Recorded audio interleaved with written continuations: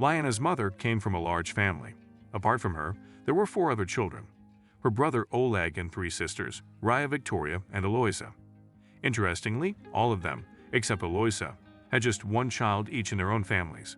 As for Aunt Aloysia, she didn't have any children, not because she deliberately avoided having them. She simply got married at the age of 30, and her husband, Nikolai Alexievich, was significantly older than her and already had a daughter from his first marriage. So children just didn't happen for Aloysia. However, after 10 years of marriage, she inherited a spacious 4-bedroom apartment in the heart of the city from her husband.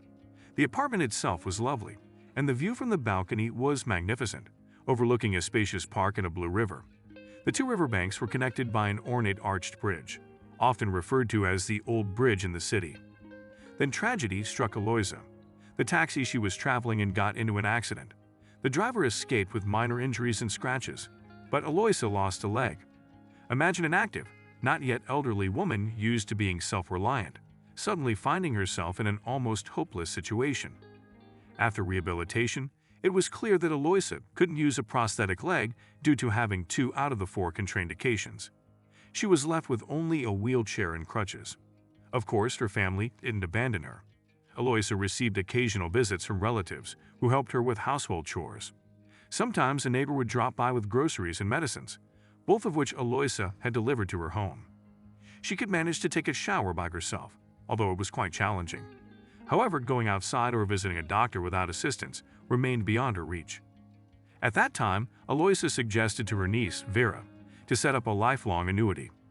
The additional funds from this arrangement would allow Aloysia to hire a housekeeper who could come several times a week and manage her modest household. Why did she choose Lyanna from all her relatives? It's quite simple. Before the accident, they had a good relationship, and Lyanna, who was only 12 years younger than Aloysia, regarded her as an older friend. It was Lyanna who often visited her aunt after the accident. Aloysia's siblings and their children, along with her brother, made some adjustments to Aloysia's apartment to suit her needs. They leveled the floors, removed thresholds, and installed clever devices in the bathroom, making showering more convenient. Aloysia first mentioned her idea on the very day she returned home, and her brother and sisters were present. However, none of them responded to her suggestion, as if they had all ignored it. It's understandable, as Aloysia was only in her mid-40s at the time. Victoria, her younger sister, asked Aloysia, "What are you thinking? Why a contract like this? We would never abandon you." However, Victoria failed to find the time to visit her sister over the 2 months.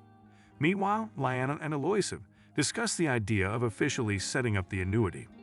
Aloysia explained her reasons. "Personally, both you and Dennis are already doing a lot for me, and I want my apartment to eventually go to you. I could write a will, but I fear that one of our numerous relatives might, by that time, have turned into a pensioner, applied for disability, or thought of some other way to claim a mandatory share of the inheritance. I'm not well versed in this, but I don't want you to get entangled in legal battles later." "Aunt Aloysia, what are you talking about? You're still young," interrupted Lyanna. Nevertheless, Aloysia continued, "Even before my health problems from the accident, I had health issues. After the accident, it only got worse, so talk to Dennis. By the way, I calculated that even if I lived for another 20 years, which is unlikely, the apartment would cost you slightly over half of its actual value. Right now, you spend more on me." Lyanna and Dennis agreed, and following the notary's recommendation, they formalized the agreement. Aloysia received a document attesting to her full legal capacity. She was delighted to have found a part-time housekeeper, a single woman from the neighboring building, who willingly visited her not just out of obligation, but out of a genuine desire for companionship. They would go for walks in the park, occasionally visit cafes, and when the weather didn't permit, they'd spend time at home. Aloysia showed her niece her handicrafts, as she had taken courses in Irish lace knitting and was now honing her skills in this art. Additionally, Aloysia had gained many friends on social media, so the lack of social interaction was not an issue for her. Aloysia and Lyanna shared a common passion, their love for the theater. While Dennis, who, to be honest, was not a fan of this art form, had to indulge them once every 2 months. One evening, as Aloysia was looking at photos on her computer screen, taken during her travels, she sadly mentioned, "What I truly regret is that I'll never be able to swim in the sea again." 2 days later, Lyanna came to her with great news, saying, "Aunt Aloysia, I've looked into it, and it turns out that even in our region, there are many hotels that cater to people who use wheelchairs. 2 years ago, when we were in Turkey, there were quite a few such individuals. So your dream might come true this year. Let's book a hotel for the summer right now. We'll take 2 rooms, one for you and me, and another for Dennis and Roman. The trip was a success, with 2 weeks of sea and sunshine benefiting everyone, including Eloisa. Following this trip, Liana and Eloisa bought memberships for the swimming pool. Both of them loved swimming, and their relatives also didn't forget about Eloisa. One day, Oleg brought an invitation to his son's wedding, and casually inquired if it was possible for the newlyweds to temporarily stay at her place to help with the housework and to keep her company. Eloisa responded, "I'm sorry, Oleg, but I already have a housekeeper who takes care of all the household chores. As for feeling lonely, I hardly have time for that. Just last week, I attended a concert." On her birthday, she had been invited to a celebration, so everything seemed fine. Eloisa received a call from her cousin, who lived in Kaluga.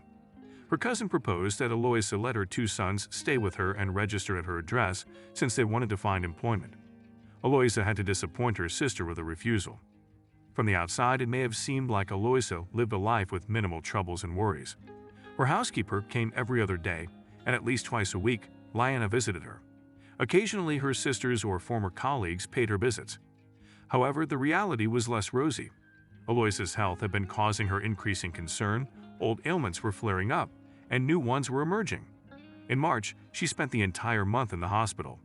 In April, Liana and Dennis decided to take her on a vacation to a sanatorium.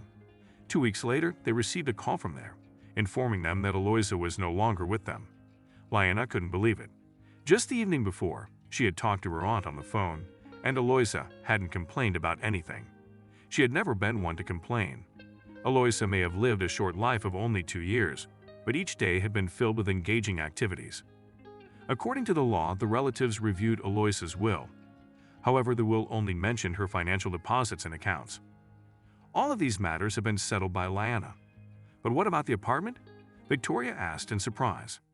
As for Eloisa's apartment, it is the property of Liana Pavlovna, based on the rent agreement signed 8 years ago, Liana explained.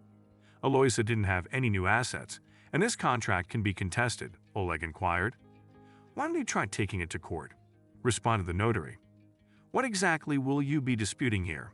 Here is the contract, and there is a bank statement showing that for 8 years, a specific amount has been transferred from Liana Pavlovna's account to Eloisa Novikova's account every month. Maybe Eloisa wasn't in the right state of mind when she signed this contract. It's worth mentioning that on the day the contract was signed, Eloisa Novikova was fully competent. The document is signed by specialists. The following day, Liana's mother, Nika, came to her house. Don't you understand that Eloisa did wrong by leaving the apartment to you exclusively? Nika asked. We are 5 siblings, 4 sisters and a brother. We are the closest people to her. She should have bequeathed the apartment to us equally. Liana inquired, why did you make that decision? She suggested it to me, Nika responded. I agreed. Liana explained further, yes, we transferred money, and she used that money to hire a housekeeper. But where were you on New Year's and on her birthday when we had guests over? And where were you when we went to different hospitals for consultations? It was only this year that the rules for extending her disability changed. Up until then, we took her every year to demonstrate that her leg hadn't regrown. How many papers did we need to gather for this?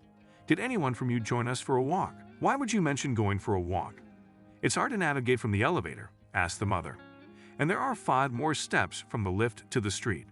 Do you know how we used to overcome them? First, I take the wheelchair downstairs and Aunt Eloisa would stand on one leg, holding onto the railing. Then, I'd go back up and get her. If one of the male neighbors happened to pass by, they'd help. Even with their assistance, it wasn't easy, Liana responded. Aunt Eloisa weighs less than 60 kilograms. I had to carry those 60 kilograms down and then back up. And now you say she's gone, and you're all coming here, accusing me of not understanding what family means, having no conscience, secretly signing this agreement, and threatening that if I don't share the inheritance, I can consider the family lost. Any one of you could have had this apartment, but none of you wanted to lift a finger for your sister. So why are you creating a scene now? Liana said. She didn't respond to her relative's accusations. When Dennis returned from work, the apartment was filled with chaos and commotion.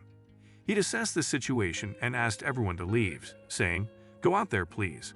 Liana, sitting there feeling drained, remarked, "If any of them comes here again, I won't open the door.